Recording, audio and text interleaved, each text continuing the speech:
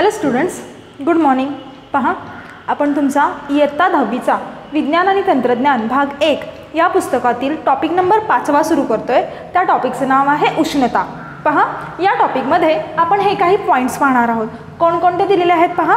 एक आहे अप्रकट उष्मा, दुसरा आहे पाण्याचे असंगत आचरण, तिसरा आहे विशिष्ट उष्माधारकता, चौथा आहे पुनर्हिमायन, पाचवा आहे दवबिंदू, तापमान आणि आर्द्रता.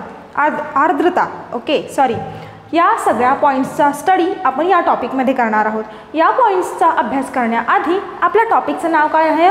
उष्णता. पहा, आता उष्णता म्हणजे काय आहे हे पॉईंट्स आपल्याला अभ्यासायचे आहेत. याच्या आधी तुम्हाला काही गोष्टी माहीत असणं गरजेचं आहे. आता कोणत्या त्या गोष्टी? तर त्या गोष्टी अशा आहेत की पहा, या ठिकाणी तुम्हाला आपण उष्णता म्हणजे तर काय पाहणारच आहोत. पहा, तुम्हाला माहिती आहे पदार्थ थंड किंवा गरम आहे हे तुम्हाला ओळखता येतं. तुम्ही काय आता लहान नाही आहात. जरी एखाद्या 5वी-6वीतल्या मुलाला जरी सांगितलं की बाबा हा पदार्थ थंड आहे किंवा गरम आहे हे ओळख पाहू, तर तो लगेच ओळखणार आहे. पहा, त्याच पद्धतीनं आता आपण थोडीशी एक टेस्ट घेऊयात तुमची. आपण काय करूयात, कोणता पदार्थ थंड किंवा गार आहे आणि कोणता पदार्थ गरम किंवा उष्ण आहे असं कधी म्हणायचं हे आपण आता पाहूयात. त्यासाठी मी या ठिकाणी एक तक्ता करते. त्या तक्त्याच्या साहाय्यानं आपण याचा अभ्यास करूयात आणि मग आपला भाग आपण पुढे पाहूयात. पहा, या ठिकाणी मी एक तक्ता करते. तक्ता कशा पद्धतीनं आहे पहा. या ठिकाणी मी काही वस्तू लिहिणार आहे. कुठे लिहूयात आपण? थोडंसं इकडं लिहिते मी, इथं लिहिते वस्तू. त्याच्यानंतर दुसरा रकाना करणारे मी थंड किंवा त्यालाच ऑप्शन आपण काय म्हणतो? गार असं म्हणतो. ओके. त्याच्यानंतर इथं लिहिते उष्ण आणि त्यालाच काय म्हणतो आपण? गरम असे म्हणतो. शास्त्रीय भाषेत गरमला उष्ण म्हणायचं. आता पहा, या ठिकाणी जी पहिली वस्तू मी लिहिणार आहे ती लिहिणार आहे तुमच्या सगळ्यांच्या आवडीची आईस्क्रीम. ओके. आता तुम्हाला लगेच सांगता येईल की आईस्क्रीम ही पदार्थाची कोणती अवस्था आहे. पहा, अवस्था म्हणजे कोणत्या अवस्थेमध्ये तो पदार्थ आहे, तो थंड आहे की गार आहे. तुम्ही लगेच डोळे झाकून सांगणार आहात या ठिकाणी की आईस्क्रीम हे कधी गरम असतं का? हे गरम नसतं. हे नेहमी कसं असतं? गार असतं. सो याच्यामध्ये मी टिक मार्क करणार आहे. समजलं हे? आता पहा, दुसरं मी या ठिकाणी लिहिते गरम चहाच्या कपातील चमचा. चहाच्या कपातील चमचा. सांगा बरं, तुम्ही आता खूप हुशार आहात ना, मग मला हे सांगा. आपल्याला हे देखील सांगता येईल. गरम समजा एखादा चहा आहे आणि त्याच्या कपामध्ये मी चमचा ठेवलेला आहे. तो चमचा गरम असेल की गार असेल? काही जण म्हणतील गार असेल. चमचा कसा गरम असेल? तर काही जण जे हुशार असतील ते म्हणतील चमचा हा गरम असणार आहे. कारण की ऑब्वियसली जे सेकंड उत्तर आहे ते बरोबर आहे. कारण की गरम चहामध्ये आपण चमचा ठेवल्यानंतर चमचा हा कशाचा बनलेला असतो? चमचा हा धातूचा बनलेला असतो. कोणत्या धातूचा बनलेला असतो? तो ॲल्युमिनियम या धातूचा बनलेला असतो. जेव्हा आपण त्या चमच्याला गरम चहाच्या कपामध्ये ठेवणार आहे, काय होणार आहे? त्यातून त्या कपातून उष्णता वाहू लागणार आहे, म्हणजे हीटवरती जाणार आहे, हो की नाही? त्या हीटमुळं, त्या चहाच्या हीटमुळं तो चमचा देखील काय होणार आहे? गरम होणार आहे. सो मी काय लिहिणार आहे या ठिकाणी? कोणत्या रकान्यामध्ये टिक मार्क करू? तर उष्ण किंवा गरममध्ये. ओके. हे झालं दुसरं. पहा, तिसऱ्या नंबरचं उदाहरण मी या ठिकाणी घेणार आहे फळांचा रस. आता पहा, फळांचा रस पिताना कधी कुणी गरम पितं का? पितं नाही. फ्रूट ज्यूस नेहमी कसा असतो? तो थंडच असतो. सो मी या ठिकाणी काय लिहिणार आहे? थंड किंवा गार लिहिणार आहे. ओके. त्या रकान्यामध्ये टिक मार्क करणार आहे. आणि चौथा आहे तळाईच्या कढईची मूठ. तळाईच्या कढईची मूठ म्हणजे तळण्यासाठी समजा घरामध्ये काहीतरी कार्यक्रम असेल किंवा दिवाळी आहे तर आपण काय करतो? तळण करतो. हां, ते तळण केल्यानंतर त्या कढईची मूठ कशी होते हो? ती थंड असेल का गरम असेल? कशी असणार आहे ती मूठ? ते जे भांडं आहे त्यातून देखील उष्णता वाहणार आहे आणि भांड्यातून वाहणाऱ्या उष्णतेमुळे त्या मुठेकडे देखील काय होणार आहे? उष्णता जाणार आहे. म्हणजे ते त्या ठिकाणी थोडं का होईना आपल्याला गरम लागणार आहे. सो मी इथं देखील काय लिहिणार आहे, इथं देखील या ठिकाणी टिक मार्क करणार आहे. आता ही उदाहरणं खूपच सोपी आहेत. तुम्ही अगदी डोळे झाकून म्हटलं तरी तुम्ही याची उत्तरं सांगू शकाल. पहा, तुम्ही म्हणजे तुम्हाला कोणता पदार्थ थंड आहे, कोणता पदार्थ गरम आहे हे तुम्हाला सांगता येतं, हो की नाही. म्हणजे उष्णता तुम्हाला माहीत आहे. पहा, आता या ठिकाणी मी 3 चंचुपात्र घेणार आहेत. पहा, 3 चंचुपात्र घेते. या ठिकाणी ए हे चंचुपात्र मी घेतलेलं आहे. या ए या चंचुपात्रामध्ये याला ए नाव दिलं. याच्यामध्ये मी गरम पाणी घेतलं. हां, दुसरं चंचुपात्र घेतलं. या ठिकाणी त्याला मी, पहा, आता आपल्याकडं साहित्य अवेलेबल असतं तर मी तुम्हाला डायरेक्टली दाखवलं असतं, पण आपण बोर्डवर काढून ते समजून घेऊयात. हां, या ठिकाणी मी काय केलेलं आहे, थंड पाणी घेतलं. आणि तिसऱ्यामध्ये सी हे चंचुपात्र घेतलं आणि त्याच्यामध्ये गरमही घेतलं नाही आणि थंडही घेतलं नाही. मग कसलं घेतलेलं आहे, तर मी थोडं गरम आणि थोडं थंड घेतलेलं आहे. म्हणजे या ठिकाणी मी कसं घेतलेलं आहे, कोमट पाणी घेतलेलं आहे. एकूण मी अनुक्रमे 3 चंचुपात्र घेतलेली आहेत बाळांनो. पहा, उष्णता तर तुम्हाला माहीत आहे. याच्यामध्ये गरम पाणी आहे. समजा मी बोट घातलं किंवा तुम्ही बोट घातलं तर तुम्हाला बोट घातल्यानंतर तुमच्या लगेच लक्षात येणार आहे की ते गरम आहे बाबा. पटकन तुम्ही हात बाजूला काढणार आहात. सेकंडमध्ये काय होणार आहे, दुसऱ्या चंचुपात्रामध्ये पाणी कसं आहे, हे थंड आहे, हो की नाही. तुम्ही बोट घातलं तरी पटकन झटकन ते बाजूला काढणार आहे का, जसं की तुम्ही चंचुपात्र ए साठी केलं होतं, काढणार नाही, कारण की हे कसं आहे, गार आहे. सो तुम्ही जास्त वेळ त्याच्यामध्ये बोट ठेवू शकता आणि आफ्टर सम टाईम थोड्या वेळानं ते तुम्ही काढणार आहात. पहा, सी या चंचुपात्रामध्ये अर्ध गरम अर्ध थंड पाणी घेतलेलं आहे. याच्यामध्ये देखील तुम्ही झटकन साईडलाही घेणार नाही आणि जास्त वेळ ठेवणारही नाही. लगेच पाहिल्यानंतर बोट त्याच्यामध्ये डीप केल्यानंतर, इन्सर्ट केल्यानंतर आपल्याला लगेच लक्षात येणार आहे की या चंचुपात्रामध्ये असलेलं पाणी हे कोमट पाणी आहे. प्रत्येकामध्ये तुम्ही सांगू शकताय की याच्यामध्ये गरम आहे, याच्यामध्ये थंड आहे, याच्यामध्ये कोमट आहे, पण तुम्ही हे सांगू शकताय का हो की याच्यामध्ये असलेलं गरम पाणी किती गरम आहे, याच्यामध्ये असलेलं थंड पाणी किती थंड आहे आणि याच्यामध्ये असलेलं कोमट पाणी हे किती कोमट आहे, हे तुम्हाला सांगता येईल का. जस्ट तुम्हाला काय सांगता येईल की पाणी गरम आहे, थंड आहे आणि कोमट आहे बाबा. ओके, ओके, हो की नाही. पण ते किती गरम आहे, किती थंड आहे आणि किती कोमट आहे हे आपल्याला सांगता येईल का, हे सांगता येत नाही. म्हणूनच या ठिकाणी या उदाहरणावरून एक नवीन संकल्पना आली बाळांनो. या ठिकाणी ती संकल्पना म्हणजे तापमान, हो की नाही. पहा, म्हणजे या कॉलममध्ये मला कोणती संकल्पना मिळाली, उष्णता ही संकल्पना मिळाली. तर या उदाहरणामध्ये मला काय मिळालं, तापमान ही संकल्पना मिळाली.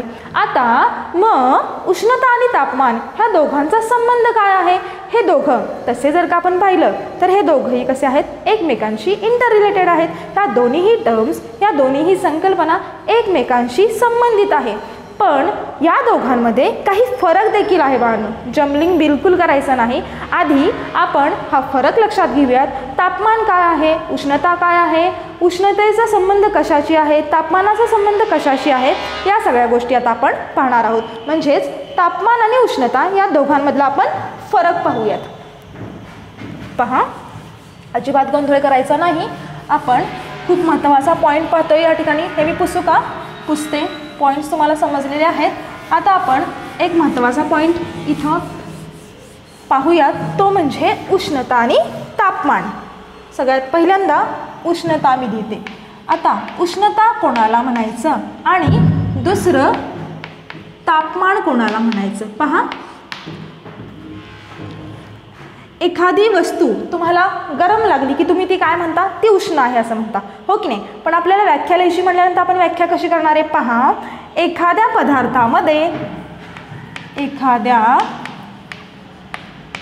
पदार्थामध्ये असणारी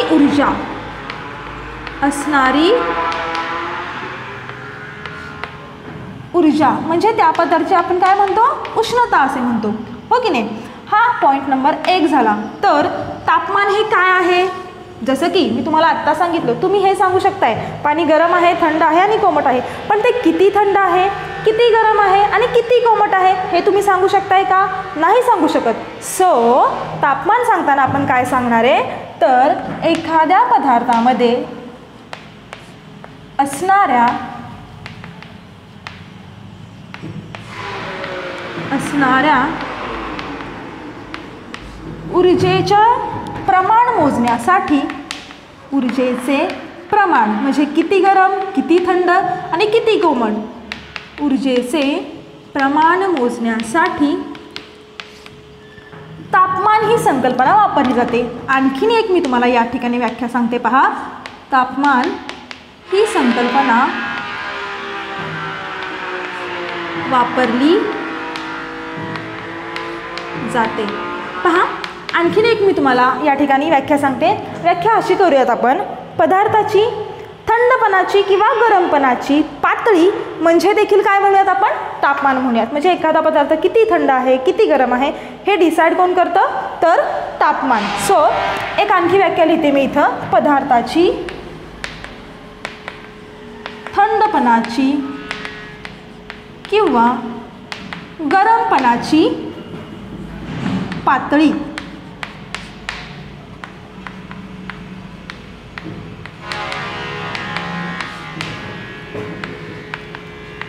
म्हणजे काय आहे हो, म्हणजे तापमान होय.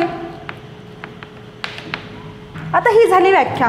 पहा दुसरं आपण या ठिकाणी पाहूया. उष्णता. उष्णता ही नेहमी उष्णतेचे वहन कसे होत असणार आहेत यावरती थोडासा आपण विचार करूया. पहा समजा उदाहरणार्थ तुम्ही शाळेला चाललेला आहात आणि तुमचा टिफिन खूप गरम आहे. भाजी चपाती नुकतीच झालेली आहे आणि ती भाजी चपाती डब्यामध्ये आईनं भरलेली आहे. आता तो डबा खूप गरम आहे. तो डबा गरम करण्यासाठी आपण काय करतो, एक गार पाण्याचं भांडं घेतो त्याच्या किंवा गार पाण्याचं ताट घेतो आणि त्या गार पाण्यामध्ये तो डबा ठेवतो. तुम्ही असं का करता बरं, कशासाठी करता, कारण की तुम्हाला ते असलेला डबा तो काय करायचा असतो, थंड करायचा असतो, हो की नाही. त्यासाठी तुम्ही काय करता, ते गार पाण्याच्या भांड्यामध्ये ठेवता. त्यावेळी होतं काय हे तुम्ही ऑब्झर्व केलेलं आहे का, काय होतं हे आपल्याला माहिती आहे. पहा काय होतं, तो डबा खूप गरम असतो.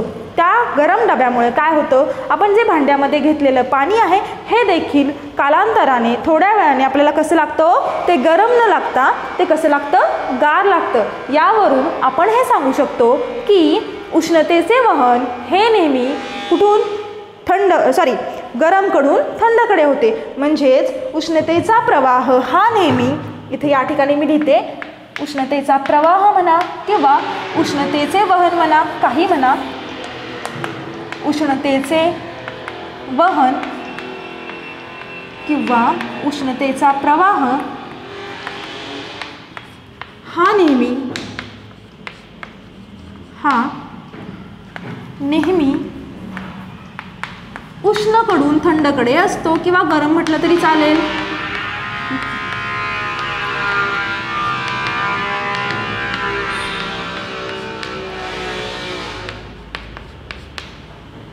क्लिअर. आता पहा तापमानाच्या बाबतीत काय होतं. तापमान पहा, समजा उन्हाळ्याचे दिवस आहेत, हो ओके, तर अचानक एखाद्या दिवशी खूपच उष्णता असेल तर तुम्ही काय म्हणता हो, खूप ऊन लागते तर तुम्ही काय म्हणता, आज टेम्परेचर जरा जास्तच आहे. आणि एखाद्या दिवशी ऊन कमी असेल, उष्णता कमी असेल तर तुम्ही काय म्हणता, आज टेम्परेचर जरा कमी आहे. म्हणजे पहा टेम्परेचरचा तापमानाचा संबंध कोणाशी आला, उष्णतेशी आला का.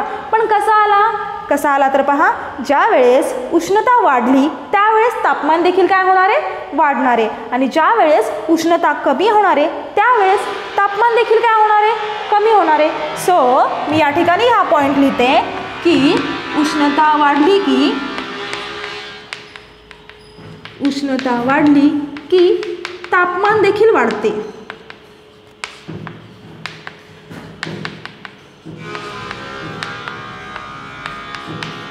आणि उष्णता कमी झाली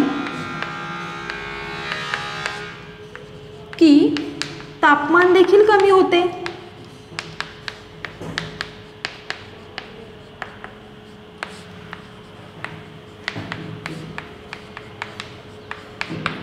ओके, पॉईंट नंबर दुसरा समजला. पहा आता उष्णता म्हणजेच काय सांगितलेलं आहे. पहा मी काय सांगितलं, एखाद्या पदार्थामध्ये असणारी ऊर्जा. हां म्हणजे याचा संबंध कशाशी आला, ऊर्जेशी आला. आता ऊर्जेशी संबंध आहे तर जे एकक ऊर्जेसाठी आपण पाहिलेलं आहे बाळांनो तेच कशाचं असणार आहे, उष्णतेचं एकक असणार आहे. सो उष्णतेचे एकक लिहिताना मी काय लिहिणार आहे, आपण इयत्ता 9वीमध्ये अभ्यासलेलं आहे. ऊर्जेचे एकक काय आहे हो, जूल हे आहे. त्यामुळं उष्णतेचे एकक हे देखील काय लिहिणार आहे हो, मी जूलच लिहिणार आहे. आता आपण पाहूयात तापमानाला कोणकोणती एककं असतात. तापमानाला एकूण 3 एककं असतात. तुम्ही शिकलेला आहात. कोणकोणती 3 एककं हो? एक म्हणजे तापमान हे केल्विनमध्ये मोजलं जातं. दुसरं म्हणजे तापमान हे डिग्री सेल्सियसमध्ये मोजलं जातं. आणि तिसरं तापमान हे डिग्री फॅरनहाईटमध्ये देखील मोजलं जातं. सो मी या ठिकाणी काय लिहिणार आहे? कोणकोणती एककं आहेत तापमानाची? तापमानाची एकके. एक म्हणजे केल्विन, दुसरं डिग्री सेल्सियस,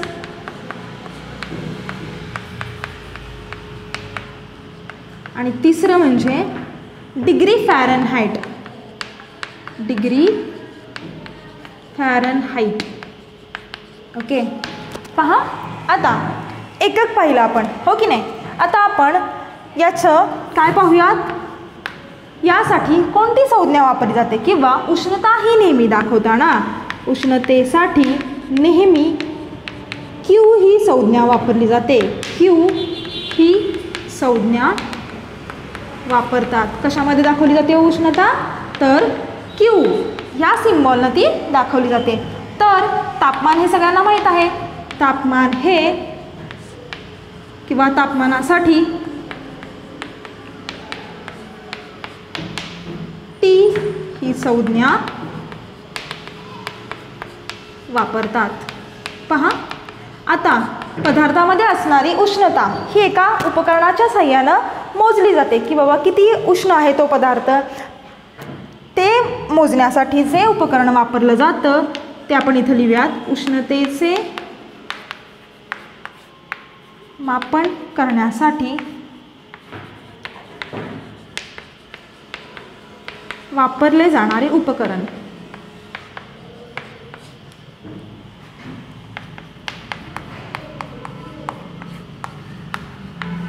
त्याचं नाव आहे कॅलरीमीटर. हे झालं इंग्लिशमध्ये. मराठीमध्ये काय म्हणतात पहा याला?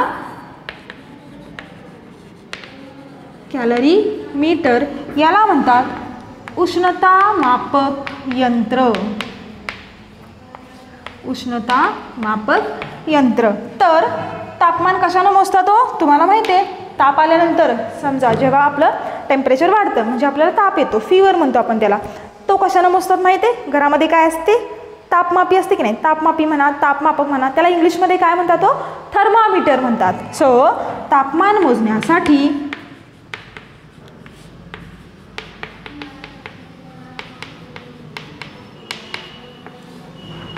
तापमापक किंवा तापमापी हे उपकरण वापरतात. आता या तापमापकाचे 2 प्रकार आहेत बाळांनो. कोणते 2 प्रकार आहेत? तर पहा, एक म्हणजे तापमापकाचे म्हणजे थर्मामीटरचे 2 टाईप्स आहेत. कोणते ते पहा. एक म्हणजे प्रयोगशाळेतील थर्मामीटर. प्रयोगशाळेतील थर्मामीटर किंवा प्रयोगशाळेतील तापमापी. आणि याच्यावरती जे तापमान असते की नाही ते किती असतं पहा? 0 डिग्री ते 110 डिग्री सेल्सिअस एवढं असतं. हे तुम्हाला माहीत आहे, हो की नाही. हा थर्मामीटर सगळ्यांना माहीत आहे. आणि दुसरा कोणता असेल? तर दुसरा आहे वैद्यकीय किंवा वैद्यक तापमापी. म्हणजे डॉक्टरांकडे जो थर्मामीटर असतो ना तो. याचं टेम्परेचर किती असतं पहा? याचं तापमान किती असतं पहा? 35 ते 42 डिग्री सेल्सिअस एवढं असतं. पहा, अशा पद्धतीनं आपण आजच्या व्हिडिओ लेक्चरमध्ये काय पाहिलं? उष्णता आणि तापमान या दोघांमधील ह्या ज्या 2 संकल्पना आहेत या दोघांमधील बेसिक डिफरन्सेस आपण पाहिलेले आहेत की जे तुम्हाला खूप इम्पॉर्टंट आहेत. हे सगळे पॉईंट्स मला तुमच्या वहीमध्ये जसेच्या तसे हवेत. तुम्ही व्हिडिओमधून बघून लिहिलं तरी चालेल किंवा तुम्हाला माझ्याकडून हवे असतील तरी मी तुम्हाला ते देईन. ओके. सो उष्णता म्हणजे काय आपण पाहिलेलं आहे. एखाद्या पदार्थामध्ये असणारी ऊर्जा किंवा त्या ऊर्जेचं कंटेंट. ओके, तर तापमान म्हणजे काय आहे? एखाद्या पदार्थामध्ये असणाऱ्या ऊर्जेचे प्रमाण मोजण्यासाठी तापमान ही संकल्पना वापरली जाते. म्हणजेच एखाद्या पदार्थाची थंडपणाची किंवा गरमपणाची पातळी किती थंड आहे, किती गरम आहे हे पाहण्यासाठी तापमान ही संकल्पना वापरली जाते. दोघांमध्ये बिलकुल गोंधळ करायचा नाही. उष्णतेचे वहन हे नेहमी कसे होते? उष्णकडून थंडकडे. तर तापमानाच्या बाबतीत काय सांगणार आहे? उष्णता वाढली की तापमान देखील वाढते, उष्णता कमी झाली की तापमान देखील कमी होते. त्यानंतर आपण दोघांसाठी एककं पाहिलेली आहेत. त्यानंतर उष्णता ही नेहमी Q या संज्ञेने दाखवतात, तर तापमान हे नेहमी T या संज्ञेने दाखवतात. त्यानंतर एक गोष्ट लक्षात ठेवायची, उष्णता मोजण्यासाठी कॅलरीमीटर किंवा त्यालाच उष्णता मापक यंत्र नाही उपकरण असे म्हणतात. तर तापमान मोजण्यासाठी थर्मामीटर किंवा तापमापक आणि त्यालाच तापमापी असे देखील म्हटलं जातं. व्यवस्थित हे पॉईंट करायचे आहेत आणि रिमेनिंग पार्ट आपण पुढच्या लेक्चरमध्ये बघूयात. आत्ता थांबूयात.